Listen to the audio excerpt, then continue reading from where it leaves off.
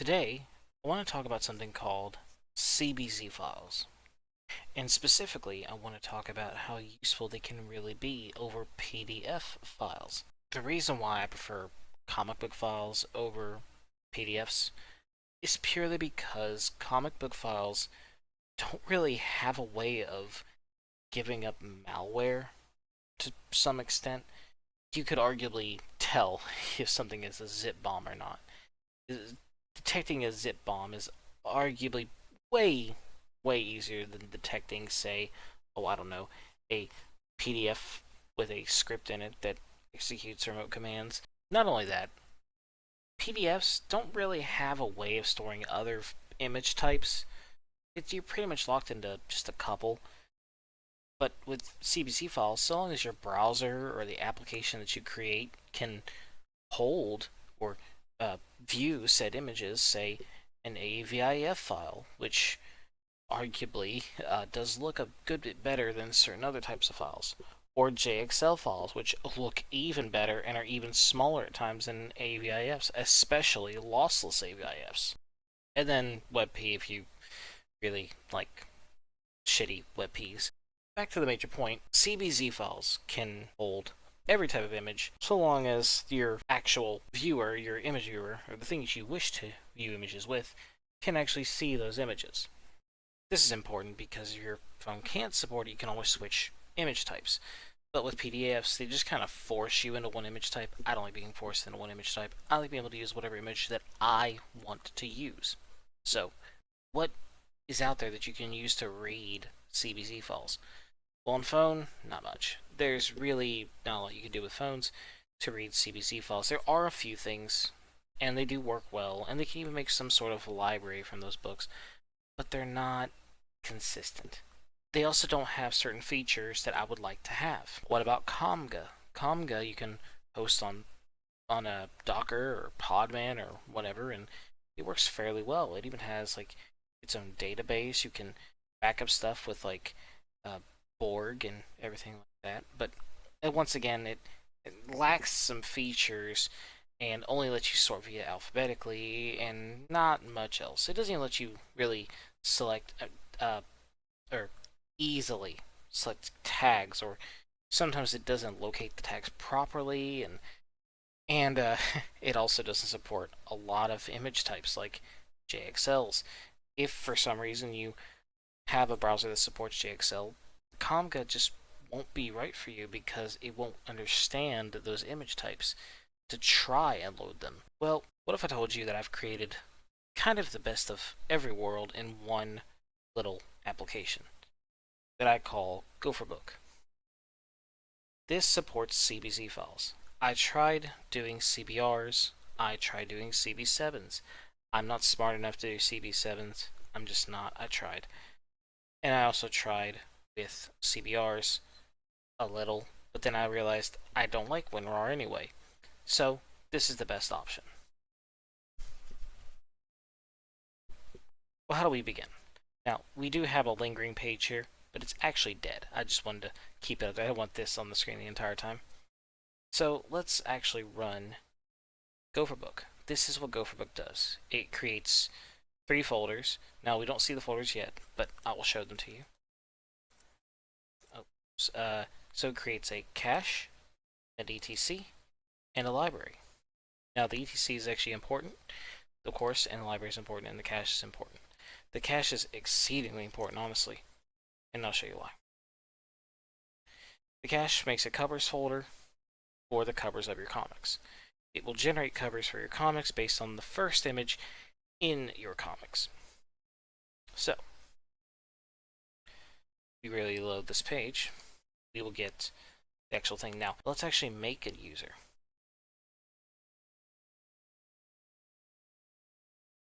And now we have a user. Let's log in. Ta-da.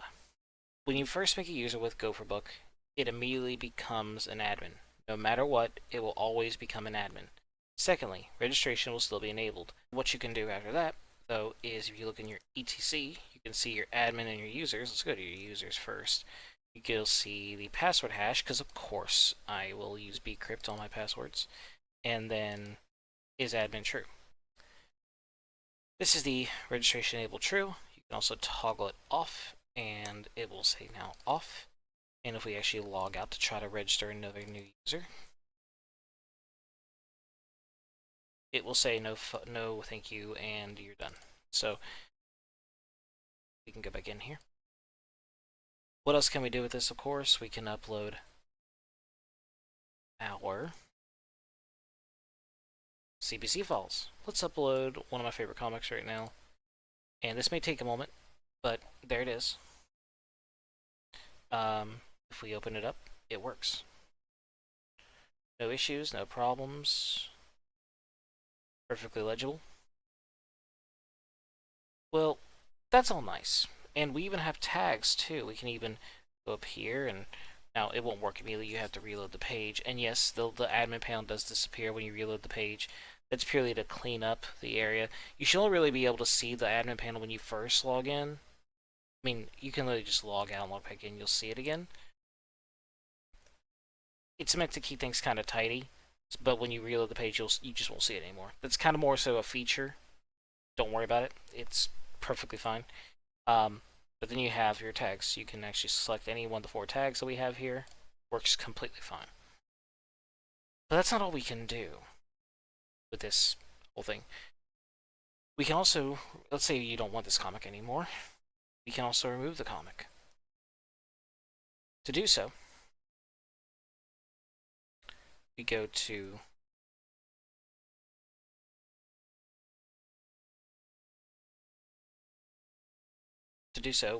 the comic itself, the comic JSON itself, which is in your library file, your library folder, and under your username. So my username was admin, as you can see, and then under that would be the, well, the comic.json file. And of course, inside that folder, for every user, is the artist and or creator of the comic, and then the story arc title. Not the story title, the story arc title. So it's like, not that I'm a fan of Avengers or anything, but as an example, Avengers or Marvel Avengers, and then Age of Ultron. It'd be Age of Ultron as a secondary. That's important because you can't just have it as labeled as Avengers, Avengers, Avengers, Avengers on everything, because it might overlap and then 2 comics might be stored in the same place, which should not be very good. So I'm trying to avoid that if at all possible. But we're going to delete this comics. So we grab the comic ID. The comic ID cannot be viewed by the web UI. It's actually intentional. But again, let's log out. Let's log back in. And now we can actually see the admin panel again. We can just put that in there, delete it, it's gone. The comic book is now fully gone, and we can even check this ourselves by doing comics, and ta-da, it's destroyed. Let's get to the real feature of this thing. So here I have another of the same. We just put up 2, we're going to put up 2 again. Here's 2, we're going to upload it. Now, what happened here? Easy. This is an encrypted CBC file. Fully encrypted with AES-256. You can view the encryption method that I used right here. I used this command to encrypt it as a zip file.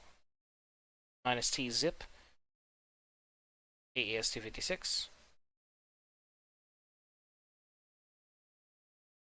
And then the name goes right here, MX9, etc. Yeah, you get the point.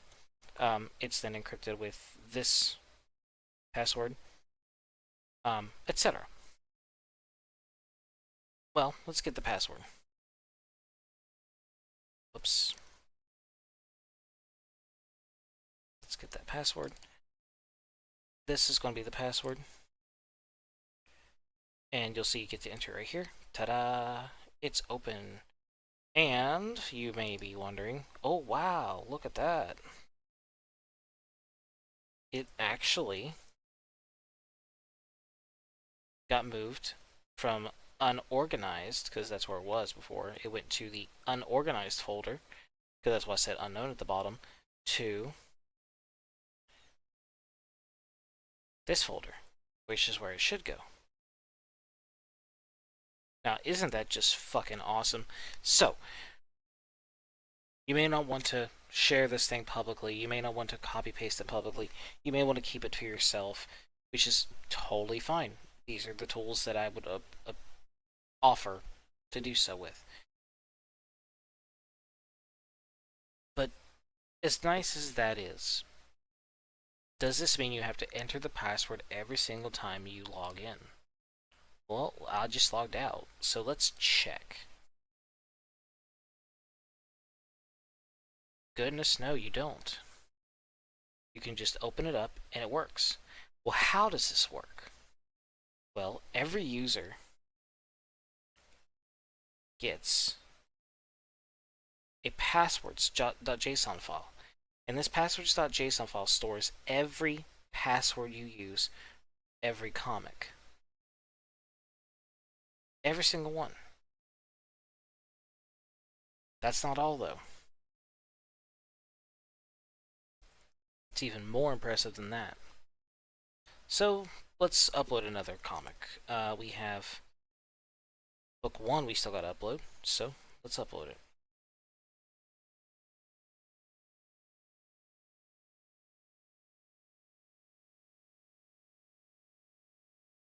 And now it's uploaded. It can't be seen because it's, once again, needs a password. And we'll grab it. It's this bottom one here. Ta-da! And now, this one open too. Well, let's log out and log back in, so we can see that, again, they open just fine. But that's cute. But I have to keep typing in passwords every single time I want to open these, don't I? Like, that's real annoying. And also, this passwords file, oh, excuse me.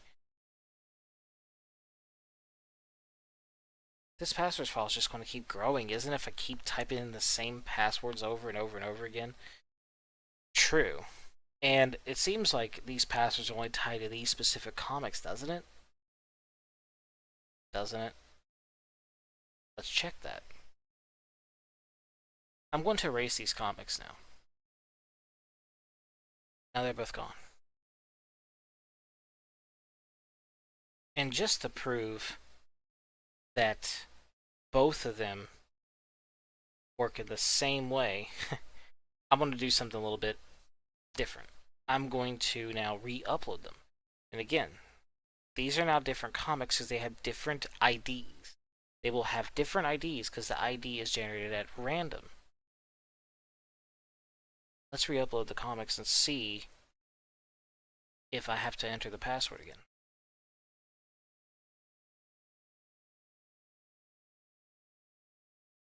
Huh. Look at that. It seems like I don't have to enter the password again. Well, that's probably a fluke, right? Let's do another.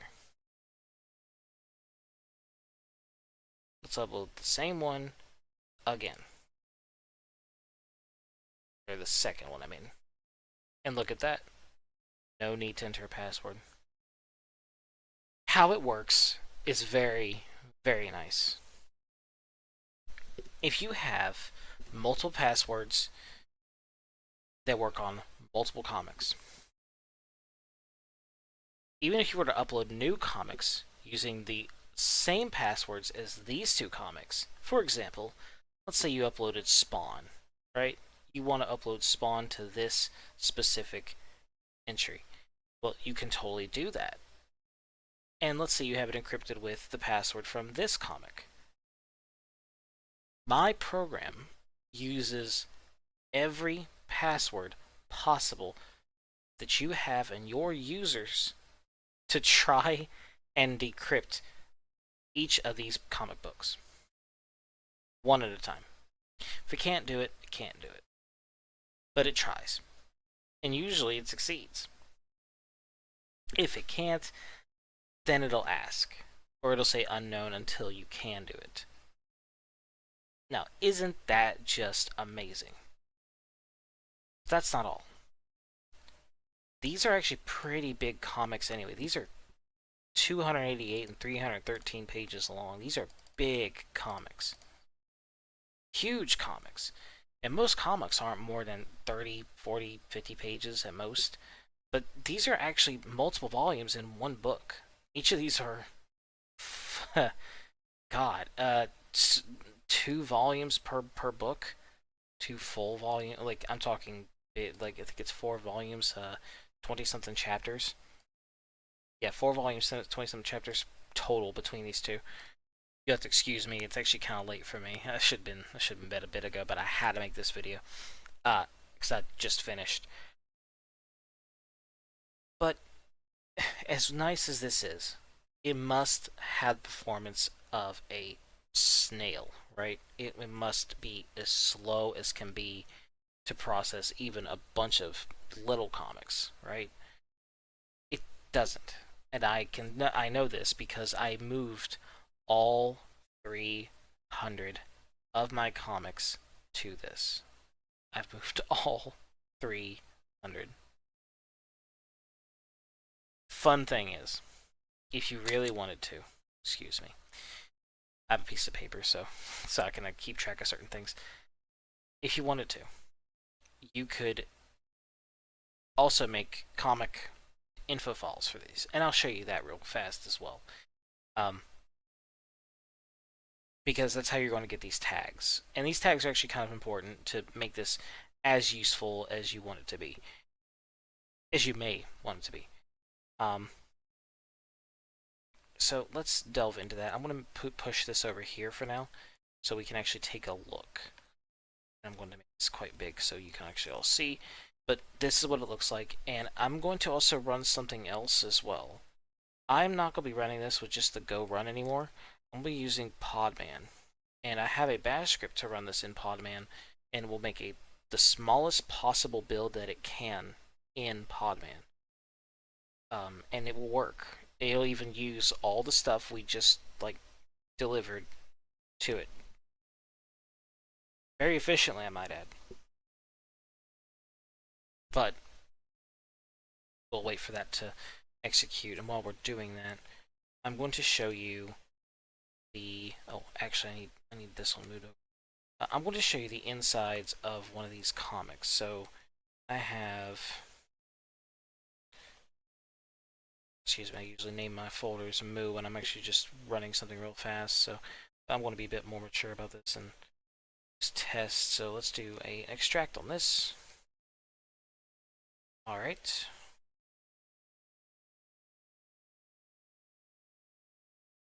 Push that back here.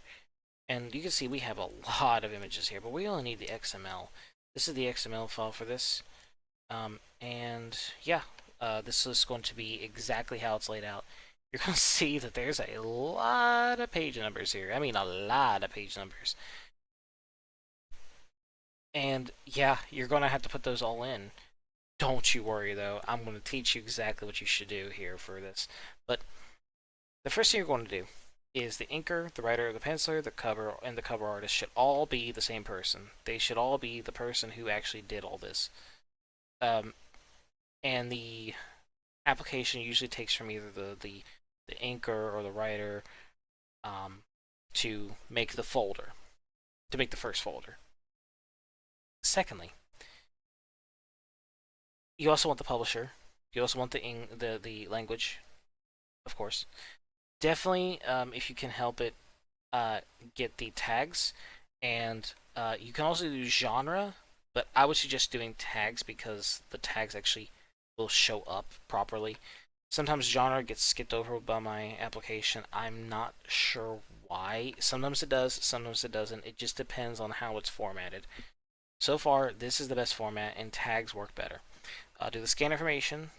I would say do that just because you're going to want the pages too, just for consistency's sake. You don't really have to. My application is pretty smart, and it knows how many pages there actually are because it scans through the thing. But I was just putting in there for your sanity. Then you do the series, which will be like I said, Marvel Avengers or Avengers, I guess, and then the arc. So like Avengers versus Godzilla. So then you put versus Godzilla, or Marvel versus Godzilla, I guess. I don't know. Then you put in the arc number. So like you could do issues. For this is book 2, and this is story arc number 2 of 1, or sorry, 2 of 2. So 2, and then how many there the number 2, and the count is 2, and the volume is 2 because this is the second book, and then your summary and your title. And by the way, your title should be the full thing. I Hate Fairyland Book 2 is the full title, and for you, if you say Marvel, I'll just do it here. So it's like Marvel versus, I think that's actually what it's called, Godzilla. Or you could be cheeky about it if you really have to. You can put Marvel versus Godzilla. You could do that as well. Spaces will get turned into underscores. Just putting that out there. I'd also suggest really not using the dot. Just do that. And the count is actually the total number. So this one would be like 1, and the volume would be 1 because it probably like your first comic volume or whatever.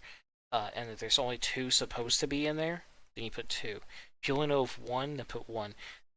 Though what I'd like to do is I like to just do 10, and because if there's gonna be 10, then that's fine. I don't have to redo all my XMLs, or you could just increment it every single time. It's up to you, really. But then your date of when it came out, etc., etc., etc. Let's just, yeah. So let's do that. There's one more thing too. We also want to see about how to make the comic page number script. I have this bash script here, and it's pretty fucking good. Like, it's pretty fucking good. And it'll look for pretty much everything: JPG, JPEGs, PNGs, JXLs, AVIFs. It will not look for WebP because again, I'm not really a WebP kind of person. I don't like WebPs. But this will work. You could also add in GIFs if you want, because guess what? CBZ files support GIFs, and my program supports GIFs, which I suggest you try out at some point if you want. I don't know how many comic book files actually have GIFs in it, but you can totally do that if you want. But even still, we have that, and we're going to use that. Let's actually do this. The directory. And then, whoops.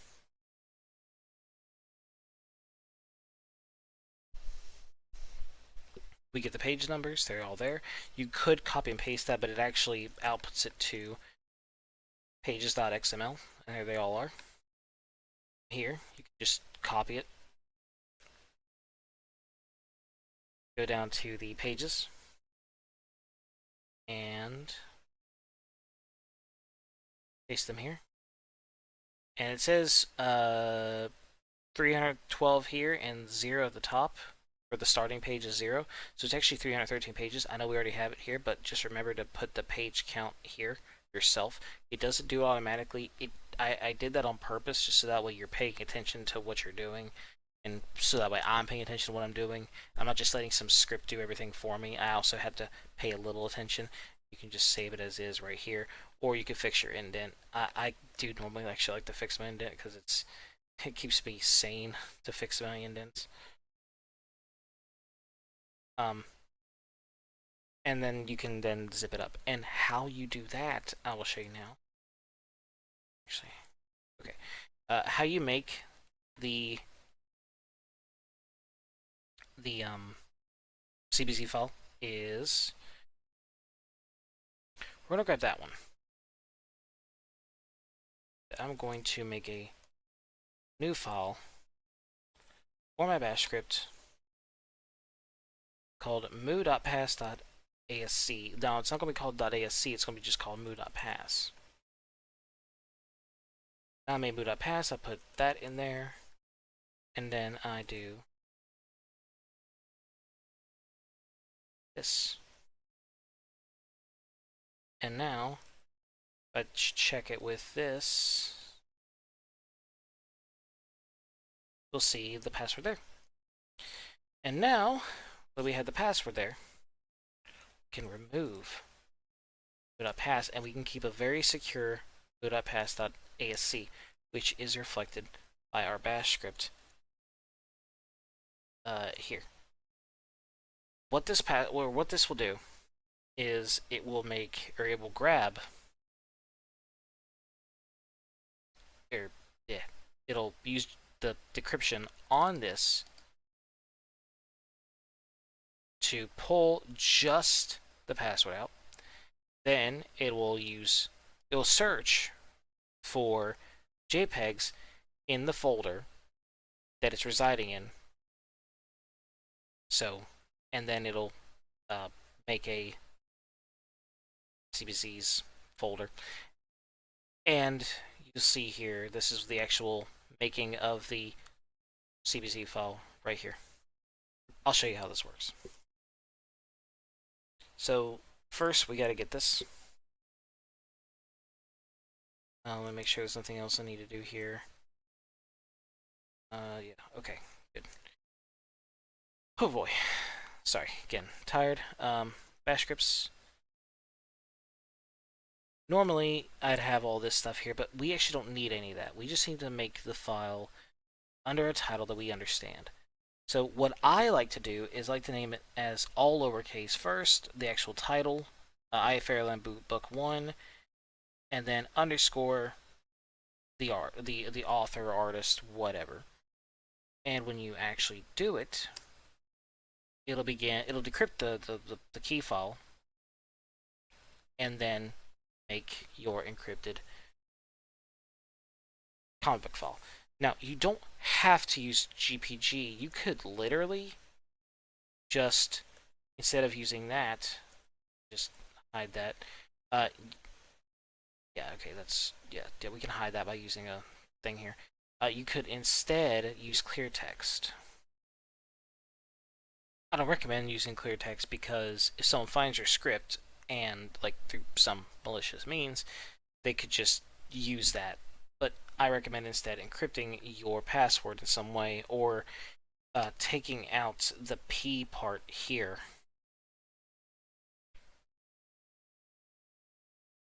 Or leaving it empty, I guess. But basically, you'll want to, take out the P part there and manually insert it. You could just manually type it if you really want to. I can actually show that right now. I believe this will work.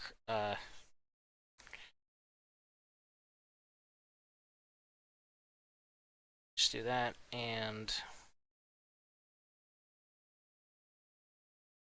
no, that will not work. Okay, so you'll have to do -p.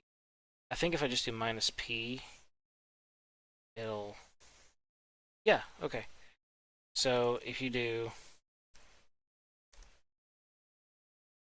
okay, if you do that, you can then type in 666, and it'll encrypt it that way. It doesn't matter really how you want to do it, but that is one way to do it, and that is a very good way to do it.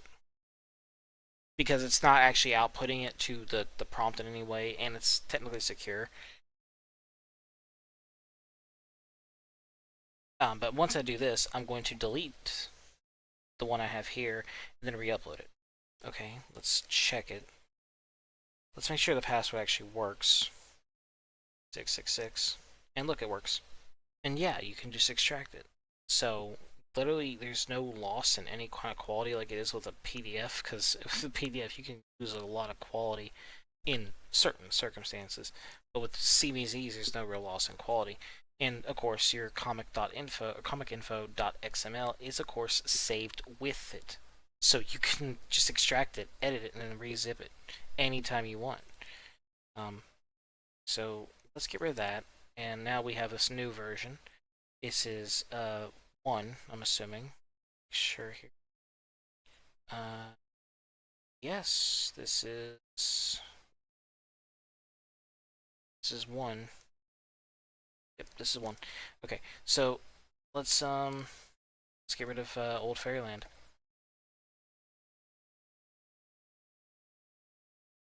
And how we're going to do that, since this is now done, is this is no longer working. If I reload the page, it's gone. Because it's on a new port, which is 12,010. Now sign in. Ta-da! And it's using the same database as library, etc, and cache. How cool is that? Now one is gone. Let's upload a new one. Upload. Now we're going to notice one big thing here.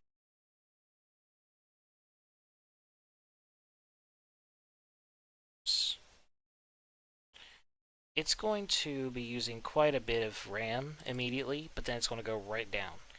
I gave it 256 megabytes of RAM. Why? Because I upload big comics. I upload vast comics, and sometimes I want to go back to them. The only features this thing doesn't really have is things like bookmarks, and that's because bookmarks is it was very hard for me to try to do that with all the other stuff I wanted to do. I might implement it eventually, but I want this in working order, and so far, this is working order. But because this is a new password, we have to put in the new password. And the password was just 666, so oh, it was 2. I mislabeled it. It's fine. It's totally fine. So, but as you can see, it actually put up both, which again, yeah, that could be potentially a problem. But if you, as long as you know what you're actually uploading, it should be fine. Plus, funny thing here, because it has newer tags, I think that's why it actually uploaded it, or better tags. I think it's actually why it uploaded it. I gotta check on that actually, because that could be a problem. Not like a big one, but it could be bad. Let me check here. It's right, because I labeled a different name. That's why I was able to upload it. Because if okay, that's why it's uploaded properly, because I had it labeled under a different name, a different file name entirely. But that's alright. So, as we can see, it works. It uploaded. I just labeled it wrong. And it had a different password. And again, it'll remember this password. It will just remember this password. Isn't that fucking neat, though? And again, I should probably show you that too. Yeah, see now the file list is actually, or sorry, the password list is actually a lot bigger because it will remember 666 as a password. And if any other comics have 666 as the password, it will actually decrypt those as 666, which is pretty damn funny. I'm going to do one more. Get that here.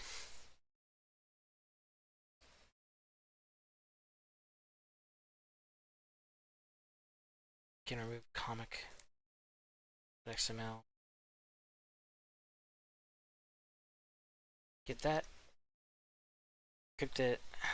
And then we're going to re-encrypt it with the 666 password, and you're going to see something fucking awesome when I do this one.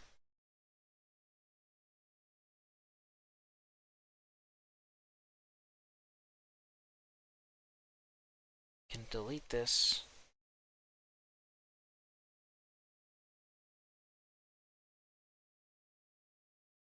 And we're going to label this as book 3. Again, it's going to be 666.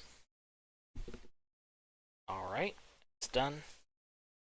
Go to the CBC folder. Can I use Dragon to drag and drop everything because it's just so much easier.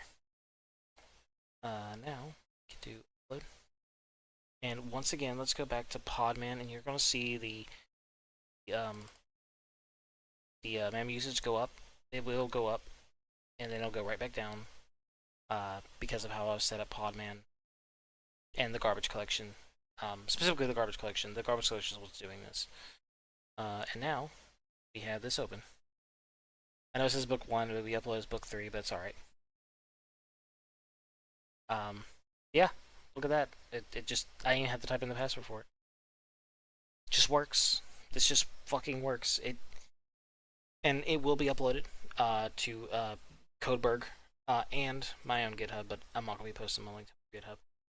But it will be uploaded to Codeberg, and I hope and hope everyone gets some kind of use out of this. If there's any other questions or anything, feel free to ask. If there's any misunderstandings with it, or if I could improve on it, let me fucking know. Because there's so much more I want to do with this. I like I said, tried using CB7s. It doesn't work. I tried. I really did, because CB7s actually have better encryption than CB7s have better encryption and better implementations of metadata storage. I think is what it is, and also RAR has better parity, but I can't do parity with this. But that's other things for later, whatever's. And yeah, and you may notice right here that I just noticed it myself. It says 151 megabytes are being used, but if you just like upload another book or wait a little bit, it'll go down. It does go down. I swear to you, it does. It just uses a good bit of RAM sometimes, because it's not wrong thing. Oh, but I should probably show. These are all the dependencies. I should probably show that. I use YZip because YZip, or sorry, Yeka zips, whatever. It's Yeka's zip package, and then the bcrypt of course, and yeah, I use just the fucking. It's a lot of shit. It's just a lot of stuff I've had to use. The HTML is stored inside of this because I figured that would be the best way to do it. I was going to use templates, like an actual like no go template, but I figured this is actually better because that way no one has to fuck with templates at all. Um, Everything is just stored in main.go. It does kind of make it a little messy, and I probably could switch it over to a template, and no one would really care. But I want to be really clean, and to me, this looks really clean. Again, I use Podman. I don't use Docker. You could use Docker. It would achieve the same result. I'm rambling at this point, but yeah, Gopherbook. I'm also looking to try to get a good logo for it. I'm not sure what kind of logo I can actually make for it, but I'm looking to try to make a logo for it. That won't be done anytime soon, most likely, but Gopherbook, it'll be under the PIL license, my own license. The PIL license is really good. Is it? That's just me shilling. Hope you enjoyed this, and if you did, please, please, just follow me on PeerTube. Um, follow me, follow me there. Enjoy the videos, and first, and not only that, go to Nanashi Kokoro's channel and watch Fate Prism. Seriously, go do it. Anyway, I'll see you in roughly a month. Monthly videos. Yay.